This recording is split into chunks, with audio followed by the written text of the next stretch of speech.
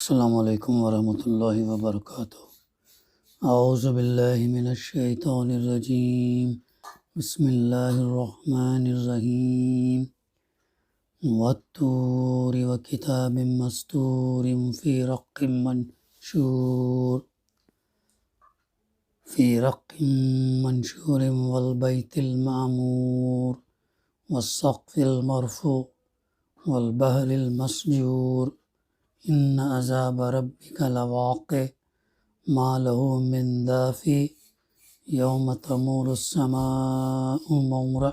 صدق اللہ العلی العظیم۔ رب اشرح لی صدری ویسر لی امری واحلل عقدۃ من لسانی یفقہوا قولی ربی زدنی علما۔ قسم ہے طور کی اور ایک ایسی کھلی کتاب کی جو رقیق جلد میں لکھی ہوئی ہے، اور آباد گھر کی، اور اونچی چھت کی، اور معجزن سمندر کی، کہ تیرے رب کا عذاب ضرور واقع ہونے والا ہے جسے کوئی دفع کرنے والا نہیں۔ وہ اس روز واقع ہوگا جب آسمان بری طرح ڈگمگائے گا۔ سورہ الطور کی تفسیر کا سلسلہ الحمدللہ جاری ہے۔ ابھی میں نے آپ کے سامنے اس کی ابتدائی 9 آیتوں کی تلاوت اور اس کی ترجمانی پیش کی۔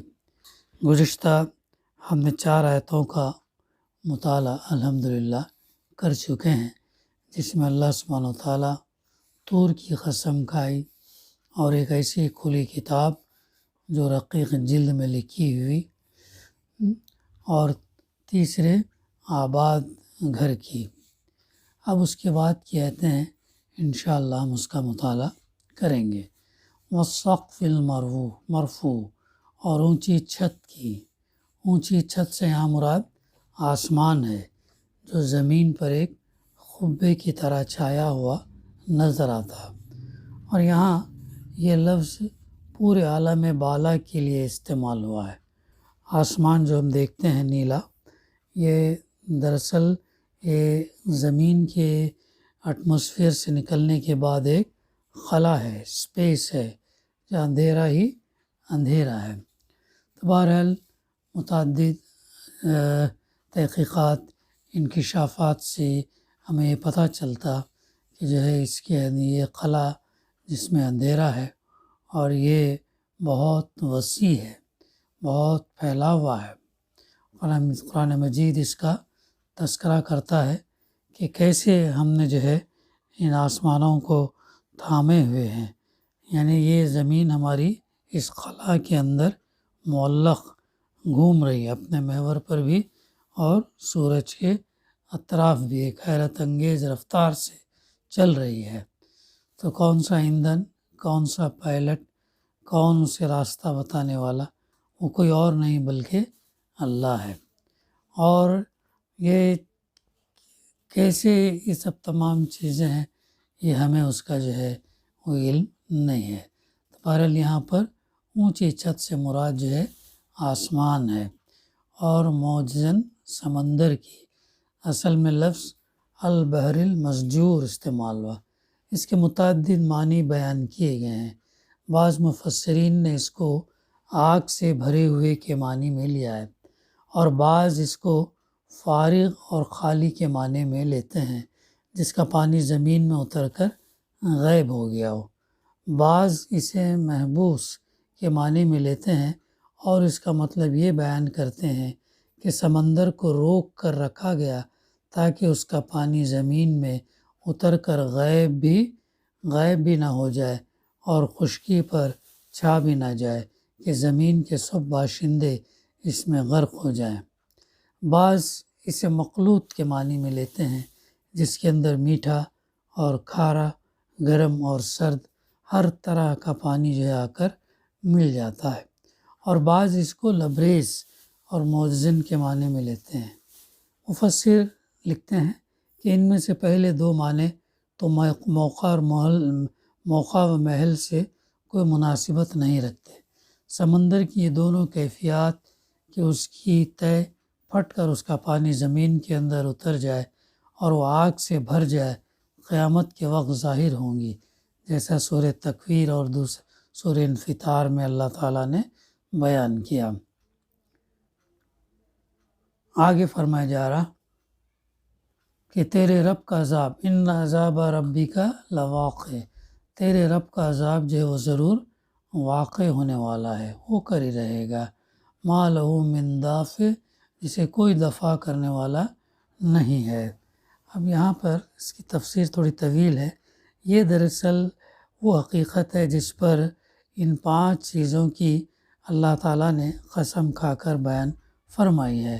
رب کے عذاب سے مراد آخرت ہے، چونکہ یہاں اس پر ایمان لانے والے مخاطب نہیں بلکہ اس کا انکار کرنے والے مخاطب ہیں، اور ان کے حق میں اس کا آنا عذاب ہی ہے، اس لیے اس کو قیامت یا آخرت یا روز جزا کہنے کی بجائے رب کا عذاب کہا گیا۔ اب غور کیجئے کہ اس کے وقوع پر وہ 5 چیزیں کس طرح دلالت کرتی ہیں جن کی قسم اللہ تعالیٰ نے ان آیات سے پہلے کھائی ہے۔ یہ 5 چیزیں جن کے قسم، پہلے طور، قسم ہے طور کی قسم اللہ تعالیٰ نے کھائی ہے۔ طور کیا ہے؟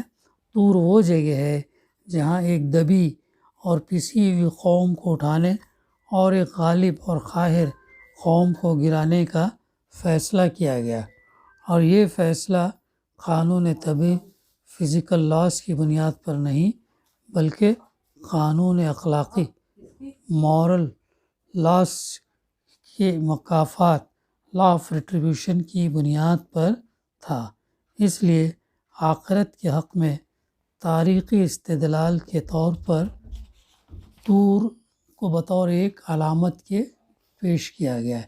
مراد یہ ہے کہ بنی اسرائیل جیسی ایک بے بس قوم کا اٹھایا جانا اور فرعون جیسے ایک زبردست فرما رواں کا اپنے لشکروں سمیت غرق کر دیا جانا، جس کا فیصلہ ایک سنسان رات میں کوہ طور پر کیا گیا تھا، انسانی تاریخ میں اس امر کی ایک نمایاں ترین مثال ہے کہ سلطنت کائنات کا مزاج کس طرح انسان جیسے ایک ذی عقل و ذی اختیار مخلوق کے معاملے میں اخلاقی محاسبے اور جزائے اعمال کا تقاضا کرتا ہے، اور اس تقاضے کی تکمیل کے لیے ایک ایسا یوم الحساب ضروری ہے جس میں پوری نوع انسانی کو اکٹھا کر کے اس کا جو ہے محاسبہ کیا جائے۔ دوسری قسم اس بات پر کھائی، کتب مقدسہ کے مجموعے کی قسم اس بنا پر کھائی گئی کہ خداوند عالم کی طرف سے دنیا میں جتنے بھی انبیاء آئے اور جو کتابیں بھی وہ لائے، ان سب نے ہر زمانے میں وہی ایک خبر دی جو محمد صلی اللہ علیہ وسلم دے رہے ہیں، یعنی یہ کہ تمام اگلے پچھلے انسانوں کو ایک دن ازسر نو زندہ ہو کر اپنے اللہ کے سامنے حاضر ہونا ہے اور اپنے اعمال کے مطابق جزا اور سزا پانی ہے۔ کوئی کتاب آسمانی کبھی ایسی نہیں آئی جو اس خبر سے خالی ہو، یا جس نے انسان کو الٹی یہ اطلاع دی ہو کہ زندگی جو کچھ بھی ہے بس یہی دنیا کی زندگی ہے، اور انسان بس مر کر مٹی ہو جانے والا، جس کے بعد نہ کوئی حساب ہے نہ کتاب۔ یہ دوسری قسم کے بارے میں۔ تیسری جو ہے بیت معمور کی قسم اس لیے کھائی گئی کہ خاص طور پر اہل عرب کے لیے اس زمانے میں خانہ کعبہ کی عمارت ایک ایسی کھلی نشانی تھی جو اللہ کے پیغمبروں کی صداقت اور اس حقیقت پر کہ اللہ جل شانہ کی حکمت بالغہ و قدرت قاہرہ ان کی پشت پر ہے، صریح شہادت دے رہی تھی۔ ان آیات کے نزول سے 2500 سال پہلے بے آب وگیا اور غیر آباد پہاڑوں میں ایک شخص کسی لاؤ لشکر اور سر و سامان کے بغیر آتا ہے اور اپنی ایک بیوی اور ایک شیر خوار بچے کو بالکل بے سہارا چھوڑ کر چلا جاتا ہے۔ پھر کچھ مدت بعد وہی شخص آ کر اس سنسان جگہ پر اللہ تعالیٰ کی عبادت کے لیے ایک گھر بناتا ہے اور پکار دیتا ہے کہ لوگو آؤ اس گھر کا حج کیا کرو۔ اس تعمیر اور اس پکار کو یہ حیرت انگیز مقبولیت حاصل ہوتی ہے کہ وہی گھر تمام اہل عرب کا مرکز بن جاتا ہے۔ اس پکار پر عرب کے ہر گوشے سے لوگ لبیک لبیک کہتے ہوئے کچھے چلے آتے ہیں۔ 2500 سال تک یہ گھر ایسا امن کا گہوارہ بنا رہتا ہے کہ اس کے گرد و پیش سارے ملک میں کشت خون کا بازار گرم ہوتا، مگر اس کے حدود میں آ کر کسی کو کسی پر ہاتھ اٹھانے کی ہمت نہیں ہوتی۔ اور اسی گھر کی بدولت عرب کو ہر سال 4 مہینے ایسے امن کے میسر آ جاتے ہیں جن میں قافلے اطمینان سے سفر کرتے ہیں، تجارت چمکتی ہے اور بازار لگتے ہیں۔ پھر اس گھر کا یہ دبدبہ تھا کہ اس پوری مدت میں کوئی بڑے سے بڑا جبار بھی اس کی طرف آنکھ اٹھا کر نہ دیکھ سکا، اور جس نے یہ جرات کی وہ اللہ کے غضب کا ایسا شکار ہوا کہ عبرت بن کر رہ گیا۔ یہ کرشمہ ان آیات کے نزول سے صرف 45 سال پہلے لوگ اپنی آنکھوں سے دیکھ چکے تھے، اور اس کے دیکھنے والے بہت سے آدمی اس وقت مکہ معظمہ میں زندہ موجود تھے جب یہ آیات اہل مکہ کو سنائی جا رہی تھی۔ اس سے بڑھ کر کیا چیز اس بات کی دلیل ہو سکتی تھی کہ خدا کے پیغمبر ہوائی باتیں نہیں کیا کرتے۔ ان کی آنکھیں وہ کچھ دیکھتی ہیں جو دوسروں کو نظر نہیں آتی۔ ان کی زبان پر وہ حقائق جاری ہوتے ہیں جن تک دوسروں کی عقل نہیں پہنچ سکتی۔ وہ بظاہر ایسے کام کرتے ہیں جن کو ایک وقت کے لوگ دیکھیں تو دیوانگی سمجھیں، اور صدیوں بعد کے لوگ انہی کو دیکھ کر ان کی بصیرت پر دنگ رہ جائیں۔ اس شان کے لوگ جب بالاتفاق ہر زمانے میں خبر دیتے رہے کہ قیامت آئے گی اور حشر و نشر ہوگا، تو اسے دیوانوں کی بڑھ سمجھنا جو ہے خود دراصل کیا ہے، دیوانگی ہے۔ یہ تھی بیت المعمور کے تعلق سے۔ پھر آگے اونچی چھت، آسمان اور موزن سمندر کی قسم اس لیے کھائی گئی کہ دونوں چیزیں اللہ کی حکمت اور اس کی قدرت پر دلالت کرتی ہیں، اور اسی حکمت اور قدرت سے آخرت کا امکان بھی ثابت ہوتا ہے اور اس کا وقوع وجوب بھی ہوتا ہے۔ آسمان کی دلالت پر ہم اس پہلے جو بارہ ہمارے سامنے بات آ چکی ہے۔ پھر اس کے ساتھ اتنی بے شمار حکمتیں وابستہ ہیں کہ اتفاقاً ایسا حکیمانہ نظام قائم ہو جانا ممکن نہیں ہے۔ اس میں بے حد و حساب حیوانات پیدا کیے گئے ہیں، جس میں سے ہر نوع کا نظام جسمانی ٹھیک اس گہرائی کے لیے موزوں بنایا گیا جس کے اندر اسے رہنا ہے۔ اس کے پانی کو نمکین بنا دیا گیا، سمندر کے پانی کو نمکین بنا دیا گیا تاکہ روزانہ کروڑوں جانور جو اس میں مرتے ہیں ان کی لاشیں سڑ نہ جائیں، اس لیے کیا گیا۔ اس کے پانی کو ایک خاص حد پر اس طرح روک رکھا گیا کہ نہ تو وہ زمین کے شگافوں سے گزر کر اس کے پیٹ میں اتر جاتا ہے، اور نہ خشکی پر چڑھ کر اسے غرق کر دیتا ہے، بلکہ لاکھوں کروڑوں سال سے اسی حد پر رکا ہوا ہے۔ اسی عظیم ذخیرے آب کے موجود اور برقرار رہنے سے زمین کے خشک حصوں پر بارش کا انتظام ہوتا، جس میں سورج کی گرمی اور ہواؤں کی گردش اس کے ساتھ پوری باقاعدگی کے ساتھ تعاون کرتی ہے۔ اسی کے غیر آباد نہ ہونے اور طرح طرح کے مخلوقات اس میں پیدا ہونے سے یہ فائدہ حاصل ہوا ہے کہ انسان اس سے اپنی غذا اور اپنی ضرورت کی بہت سی چیزیں جو ہے کثیر مقدار میں حاصل کر رہا ہے۔ اسی کے ایک حد پر رکے رہنے سے وہ بر اعظم اور جزیرے قائم ہیں جن پر انسان بس رہا ہے، اور اسی کے چند اٹل قواعد کی پابندی کرنے سے یہ ممکن ہوا ہے کہ انسان اس میں جہاز رانی کر سکے۔ شپنگ کر سکے۔ ایک حکیم کی حکمت اور ایک قادر مطلق کی زبردست قدرت کے بغیر اس انتظام کا تصور نہیں کیا جا سکتا، اور نہ یہ تصور کیا جا سکتا کہ انسان اور زمین کی دوسری مخلوقات کے مفاد سے سمندر کے اس انتظام کا یہ گہرا تعلق بس الٹپ ہی قائم ہو گیا۔ ایسا جو ہم تصور نہیں کر سکتے۔ اب اگر فی الواقع اس امر کی ناقابل انکار شہادت ہے کہ ایک خدائے حکیم اور قادر نے انسان کو زمین پر آباد کرنے کے لیے دوسرے بے شمار انتظامات کے ساتھ یہ بحر شور بھی اس شان کا پیدا کیا ہے، تو وہ شخص سخت احمق ہوگا جو اس حکیم سے اس نادانی کی توقع رکھے کہ وہ اس سمندر سے انسان کی کھیتیاں سیراب کرنے اور اس کے ذریعے سے انسان کو رزق دینے کا انتظام تو کر دے گا، مگر اس سے کبھی یہ نہ پوچھے گا کہ تو نے میرا رزق کھا کر اس کا حق کیسے ادا کیا۔ اور وہ اس سمندر کے سینے پر اپنے جہاز دوڑانے کی قدرت تو انسان کو عطا کر دے، مگر اس سے کبھی یہ نہ پوچھے گا کہ جہاز تو نے حق اور راستی کے ساتھ دوڑائے تھے یا ان کے ذریعے سے دنیا میں ڈاکے مارتا تھا۔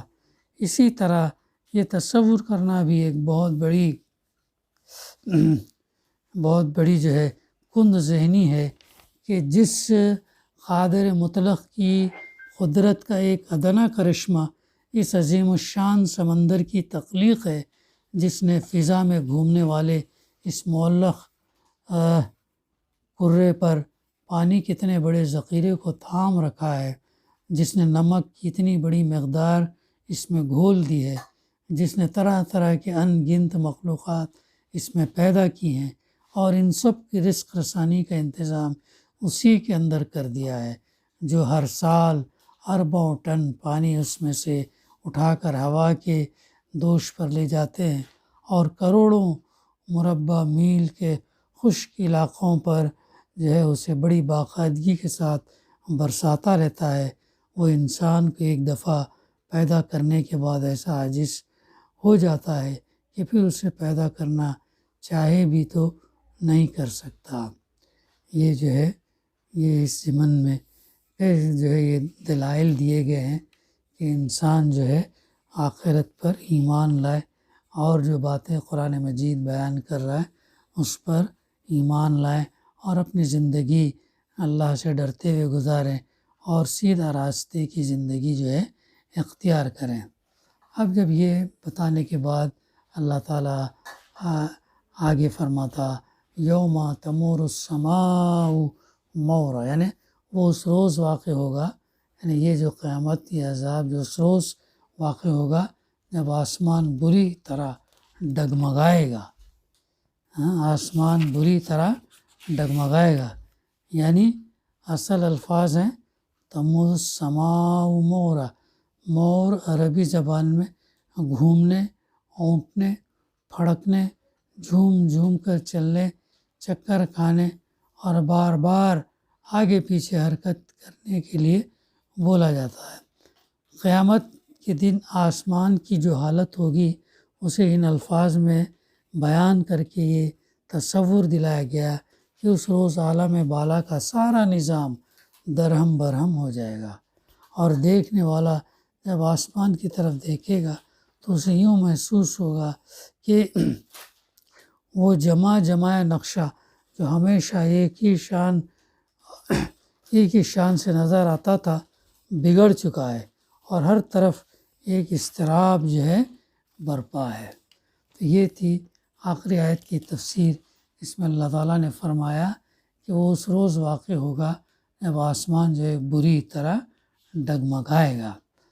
تو دعا ہے کہ اللہ سبحانہ و تعالیٰ ہمیں